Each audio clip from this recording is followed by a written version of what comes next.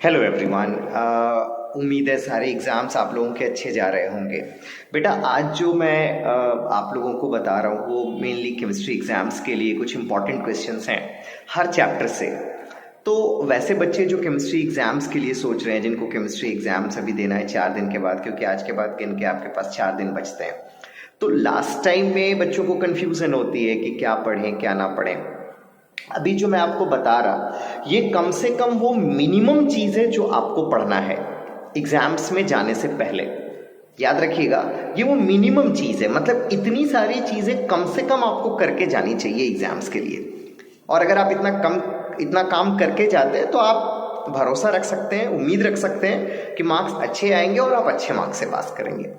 तो कॉपी कलम लेकर के बैठिए और सबसे पहले हर चैप्टर के इंपॉर्टेंट पॉइंट्स जैसा मैं बता रहा उसको पहले आप लिखते जाइए। इसके बाद फिर 4 दिन है आपके पास, बांट दीजिए इन चीज़ों को और नया कुछ भी नहीं पढ़िए। कुछ भी नया पढ़ने की कोशिश ना करें, जो आपने पढ़ा है अब उसको ख़त्म करें, दोबारा लिख करके प्रैक्टिस करें। सबसे बेहतर तरीका यही है। पहला चैप्टर है सोल्यूशन। क्या पढ़ेंगे आप सोल्यूशन के लिए? जो पहला काम आप करेंगे वो डेफिनेशन याद करेंगे, Raoult's law, Henry's law, deviation from Raoult's law, the best important thing. अगर न्यूमेरिकल्स की बात करें कि न्यूमेरिकल्स सर किस टॉपिक से आएगा, elevation in boiling point and depression in freezing point most important topic है। तो इसीलिए पहले इन दो टॉपिक्स के न्यूमेरिकल्स को आप खत्म करिए, और जब इन दो टॉपिक्स के न्यूमेरिकल हो जाते हैं, याद रहे वेंटर फैक्टर से रिलेटेड, उसके बाद ही आप इसमें और कोई चीज पढ़िए। मैं फिर से एक बार रिपीट कर दे रहा, definition, Henry's law, Raoult's law, Henry's law के एप्लीकेशन के साथ आप पढ़ेंगे। न्यूमेरिकल्स जैसा मैंने आपको बोला, elevation in boiling point, depression in freezing point के न्यूमेरिकल्स पहले आप करेंगे, एंड उसके बाद अगर समय है आपके पास तो आप एजोट्रॉप्स पढ़ सकते हैं। Azeotropes, cause of deviation from Raoult's law, that is ideal and non ideal solution. बस इसके आसपास ही क्वेश्चंस घूमेगा, इतना आप करके जाएंगे। यहां से निकल के आ जाइए इलेक्ट्रोकेमिस्ट्री। सबसे पहला काम जो आप करेंगे वो ई नॉट सेल निकालना सीखेंगे आप। ई नॉट सेल को रिलेट करिए 3 चीजों के साथ में, del G naught, KC equilibrium constant and E cell. और जो न्यूमेरिकल्स आप प्रैक्टिस करिए वो एनसीईआरटी के प्रैक्टिस करिए। तो सबसे पहले इलेक्ट्रोकेमिस्ट्री मैंने बोला ई नॉट सेल निकाल लें, एंड ई नॉट सेल के हेल्प से E cell, KC and del G naught, NCERT के सारे क्वेश्चंस बना जाइए। And then the last one, Faraday's law पे न्यूमेरिकल्स होते हैं, स्टेटमेंट जनरली नहीं होता, फैराडेज लॉ का न्यूमेरिकल्स होता है, तो वो करके आप जाएंगे। इसके बाद primary and secondary cell, and then and secondary cell में जब आप लेड स्टोरेज बैटरी करते हैं तो लेड स्टोरेज बैटरी पढ़ते समय चार्जिंग एंड डिस्चार्जिंग का जो रिएक्शन है वो आप याद रखेंगे। ये कम से कम इतना आपको करना है। ये भी जब खत्म हो जाता है आप आगे बढ़ते हैं इलेक्ट्रोकेमिस्ट्री के बाद केमिकल काइनेटिक्स। सबसे पहला क्वेश्चन, ऑर्डर एंड मॉलिक्यूलरिटी का डिफरेंस आप पढ़ के जाएंगे। What is difference between order and molecularity. एक क्वेश्चन और पढ़ेंगे, what is pseudo order reaction. इसके बाद आप आगे चले आइए, न्यूमेरिकल सिर्फ फर्स्ट ऑर्डर पे करिए, जनरली उसी से क्वेश्चन आएगा। अर्हेनियस इक्वेशंस पे क्वेश्चंस कम आते हैं as compare to first order के न्यूमेरिकल्स के। एक और क्वेश्चन आप जरूर करके जाएंगे, फर्स्ट ऑर्डर के लिए हाफ लाइफ टाइम जो होता है वो डिपेंड नहीं करता है इनिशियल कंसंट्रेशन पे। इसी के आसपास क्वेश्चंस घूमता है, ऑर्डर मॉलिक्यूलरिटी, जो मैंने कहा फिर से सुन लीजिए, ऑर्डर एंड मॉलिक्यूलरिटी का difference, one of the best questions. First order पे numericals, one of the best point. And उसके बाद अगर समय मिलता है देन अर्हेनियस इक्वेशंस को आप देखेंगे, बट इसको सेकंड प्रायोरिटी में रखेंगे। और मैं देखो ये कम से कम मिनिमम बात कर रहा कि लास्ट टच इतना तो करके जाना है आपको। यहां से जब आप निकलेंगे इलेक्ट्रोकेमिस्ट्री से, जब आप निकलेंगे काइनेटिक्स से, जब आप निकलेंगे डी एंड एफ ब्लॉक, एकदम आंख बंद करके पहला क्वेश्चन जो पढ़िए that is lanthanide contraction, cause and consequences. बहुत इंपॉर्टेंट है। Lanthanide contraction, cause and consequences बहुत इंपॉर्टेंट है।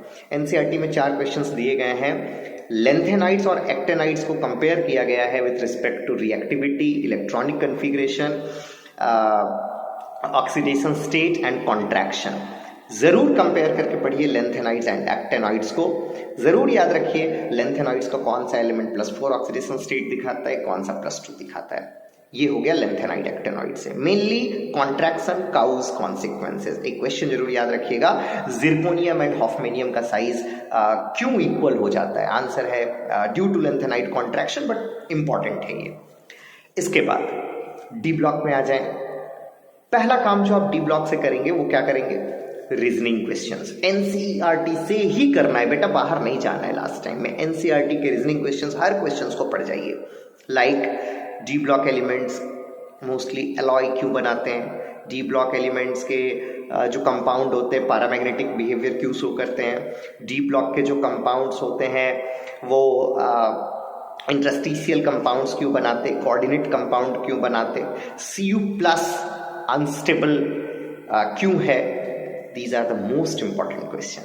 एनर्जी ऑफ एटमाइजेशन किसका हाई है, किसका लो है, जिंक का सबसे कम क्यों है। ये सब क्वेश्चंस बहुत इंपॉर्टेंट है। इन सारे क्वेश्चंस को करेंगे रीजन बेस्ड क्वेश्चन। जब यहां से भी टाइम मिल जाता है आपको, then potassium permanganate and dichromate कि एसिडिक मीडियम में ऑक्सीडाइजिंग प्रॉपर्टी पढ़ेंगे कि वो किसको किस में कन्वर्ट करता है। जनरली ये जो क्वेश्चंस आता है वो इस तरह से कि I- Cr272- in acidic medium क्या बनाएगा। एनसीईआरटी में आयनिक फॉर्म में इक्वेशन दिया गया है, वहाँ इक्वेशन रहता है, आपको फाइनल आंसर लिखना पड़ता है, रिएक्टेंट देगा। वो एक इंपॉर्टेंट पॉइंट है, उसको भी आप करेंगे।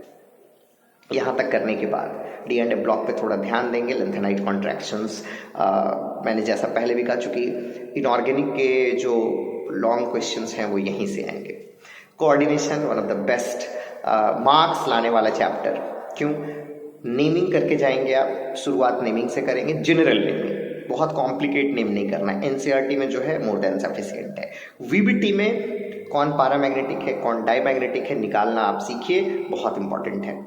Splitting of D orbital in octahedral and tetrahedral field draw करने आता है फिगर, और वहां पे एक क्वेश्चन है, डेल ओ का वैल्यू अगर पेयरिंग एनर्जी से कम है और डेल ओ का वैल्यू अगर पेयरिंग एनर्जी से ज्यादा है, एनसीईआरटी का क्वेश्चन है ये, तो उस केस में इलेक्ट्रॉनिक कन्फिग्रेशन क्या होता है। आप देखेंगे इस क्वेश्चन को एनसीईआरटी में, और अच्छा सा लैंग्वेज है वहां पे, ये क्वेश्चन आप करेंगे। देन COCl2En2 ऊपर में एक प्लस, इसका आइसोमर्स आप जनरल देखेंगे, ये क्वेश्चंस आते हैं। CrOX3 ऊपर 3+3-, इसके आइसोमर्स अक्सर लिखने आते हैं। ऑप्टिकल आइसोमेरिज्म, वो एक इंपॉर्टेंट पॉइंट है। तो ओवरऑल के सर अगर हम करके जाना चाहें तो सबसे पहले नेमिंग, देन पीपीटी, जो मेजर पॉइंट्स हैं। यहां से निकल के ऑर्गेनिक के पास चले आइए, जिनसे जनरली बहुत बच्चों को थोड़ा सा फियर होता है। अब चले जाए सबसे पहले अमाइंस में। मैं इसलिए बार बार अमाइंस कहता हूं, अमाइंस सबसे इजी चैप्टर है क्वेश्चन देने के लिए। बेटा पेन उठाओ, लिखो 1 डिग्री, 2 डिग्री, 3 डिग्री अमाइंस को कैसे डिस्टिंग्विश करेंगे, how will you distinguish. Generally question आता है मीथेन अमाइन, डाइमिथाइल अमाइन को आप कैसे डिस्टिंग्विश कर सकते हैं। अमाइन से ये पहला क्वेश्चन। दूसरा, carbylamine test and Hofmann bromamide degradation reaction पढ़ के जाइए। अमाइन से Gabriel phthalimide synthesis aromatic amines के लिए सुटेबल मेथड नहीं है। क्यों? बहुत important question. And at the end सबसे इंपॉर्टेंट क्वेश्चन है, डिस्टिंग्विश बिटवीन, कैसे आप डिस्टिंग्विश करेंगे अमाइंस एंड अल्कोहल में, बहुत इंपॉर्टेंट क्वेश्चन है। लास्ट, बेसिक कैरेक्टर जरूर पढ़ के जाइए। हमेशा याद रखिए, एक्वस मीडियम में 2 degree is more basic, most basic, 2 degree is most basic. तो basic character aliphatic amines and aromatic amines का one of the best questions है। अमाइंस को अगर ओवरऑल समराइज करें, सबसे पहले बैठिए Hofmann bromamide carbylamine test, तो टेस्ट पढ़ेंगे। गैब्रियल थैलीमाइड सिंथेसिस से एरोमेटिक अमाइंस क्यों नहीं बना सकते, ये पढ़ेंगे।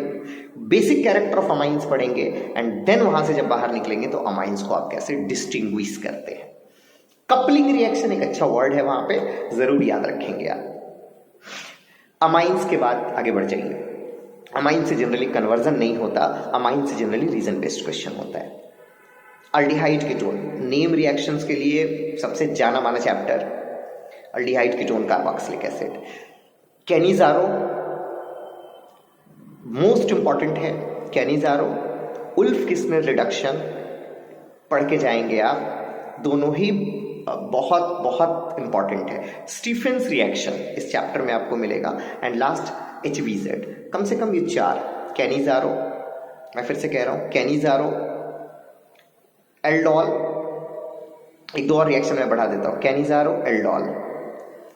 वहां से आप निकल जाइए, Rosenmund method of preparation of ketone में अल्डिहाइड में आएगा, वहां से निकलिए स्टीफेंस रिएक्शन। इतने रिएक्शंस आप करके जाइए। And at the and how will you distinguish between the pair of compound, जहां पे आयोडोफॉर्म टेस्ट है,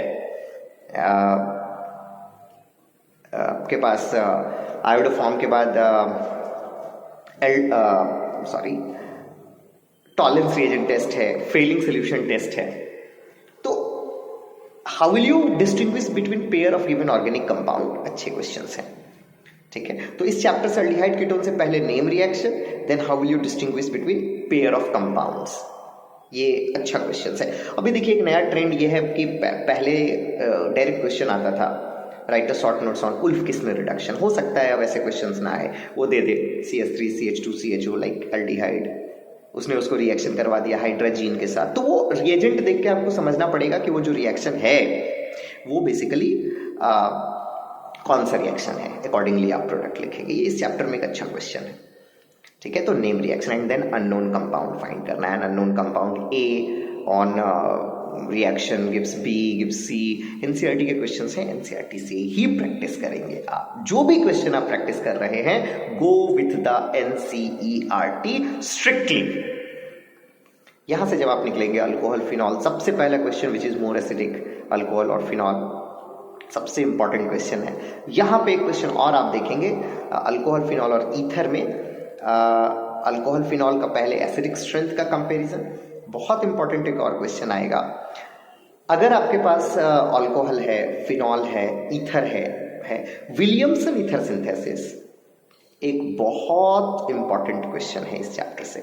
विलियमसन ईथर सिंथेसिस जरूर पढ़ के जाएंगे। और ईथर में HI का एडिशन, CH3OCH3 में HI का एडिशन, ठीक है, कैसे। और रीजनिंग क्वेश्चन में कभी कभी ये भी पूछता है कि जो विलियमसन ईथर सिंथेसिस है उसमें 3 डिग्री कौन होना चाहिए, लाइक जो आप सोडियम सॉल्ट यूज कर रहे हैं वो होना चाहिए, और अल्काइल हैलाइड होना चाहिए, और उसका प्रोडक्ट क्या बनता है। आप NCERT में देखेंगे, इन टेक्स्ट में ये सॉल्व्ड किया हुआ क्वेश्चन है।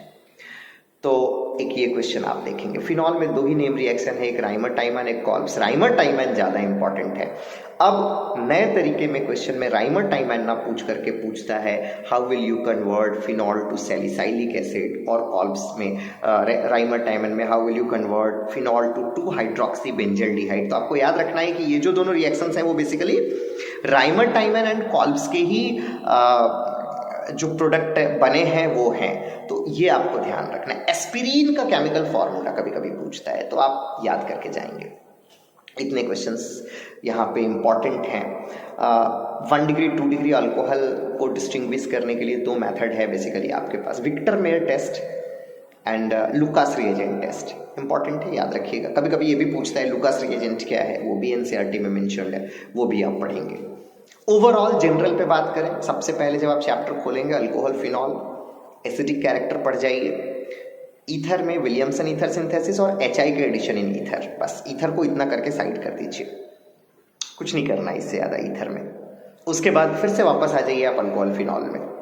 अल्कोहल फिनॉल में 2 नेम रिएक्शन है आपके पास, and how will you distinguish, और यहाँ से कन्वर्जन भी पूछा जाता है। देखो कन्वर्जन ऐसे किसी एक चैप्टर का तो होता नहीं है, तो अगर आपके पास ओवरऑल रिएजेंट्स का सही कलेक्शन है तो आप कन्वर्जन सही से कर पाएंगे, उसमें कोई दिक्कत भी नहीं होगा आपको। हेलो अल्केन, हेलो अरीन्स, जो मोस्ट इंपॉर्टेंट क्वेश्चन HBr का एडिशन डबल बॉन्ड में, मेथड ऑफ प्रिपरेशन में आप देखते हैं पेरोक्साइड के प्रेजेंस एंड एब्सेंस में सबसे ज्यादा बार पूछा जाने वाला क्वेश्चन है। सेकेंड प्रायोरिटी नंबर पे SN1 SN2 रिएक्शन, कौन फास्टर दिखाएगा कौन स्लोअर दिखाएगा।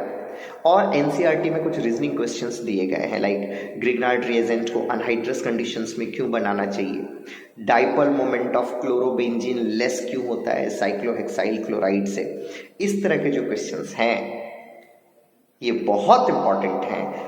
KOH alcoholic medium and aqueous medium में हलो अल्केन के साथ कैसे रिएक्ट करता है, ये भी बहुत इंपॉर्टेंट क्वेश्चन है इस चैप्टर में। तो सबसे पहले इतना जितना मैंने आपको बताया, इन क्वेश्चंस को आप चैप्टर से कर जाइए। सबसे पहले जब आप स्टार्ट करते हैं तो जो आपका स्ट्रॉन्ग पॉइंट है उसको आप लिख के एक बार प्रैक्टिस कर ले कि हाँ मिनिमम मार्क्स तो हम लेके आ रहे हैं। एंड इट्स कुछ भी नया करने आप नहीं जा रहे, जो आपने पिछले 2 साल में किया है जस्ट उसका आउटपुट देना है आपको। तो it's a very simple thing, चीज़ों को नॉर्मल रखिए। रोज अब प्रैक्टिस की बारी है, नई चीज़ें सीखने की बारी नहीं है, अब प्रैक्टिस की बारी है।